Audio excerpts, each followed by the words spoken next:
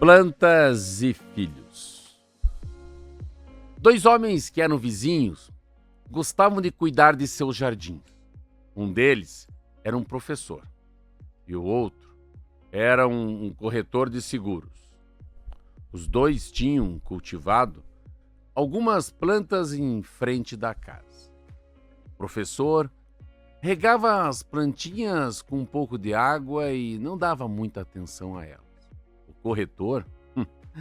corretor costumava regar bastante, colocar muito adubo e tentar adivinhar o que mais podia fazer as plantas ficarem bonitas e crescerem.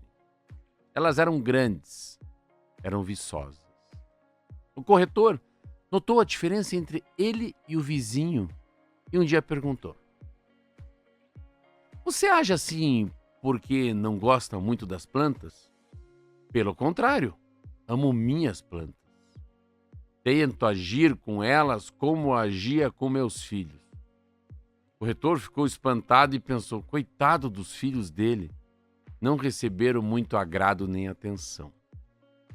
Uma noite caiu um temporal. O barulho da chuva assustou os dois vizinhos. Na manhã seguinte, eles saíram para ver os estragos que a tempestade tinha feito. As plantas do corretor de seguros, que eram grandes e bonitas, tinham sido arrancadas do solo ou estavam com as folhas rasgadas. Já as plantas do professor, que eram miúdas, estavam inteiras, só um pouquinho machucadas. O corretor não se conteve, Roberto, e perguntou: Como é possível? Como é possível que as suas plantas, que não eram tão cuidadas como as minhas, tenham resistido melhor?" "É que, do jeito que eu as trato, elas são obrigadas a desenvolver raízes mais profundas para encontrar água e não têm folhas muito exuberantes, que são arrancadas pelo vento. Eu não te disse que eu tratava as plantas como eu tratei meus filhos?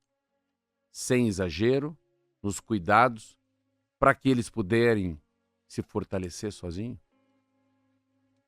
Se os filhos ganharem tudo, não vão entender o esforço de quem os sustenta."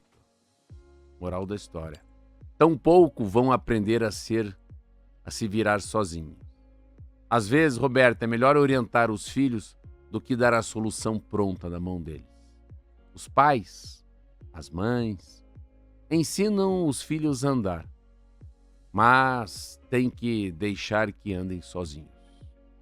Plantas e filhos.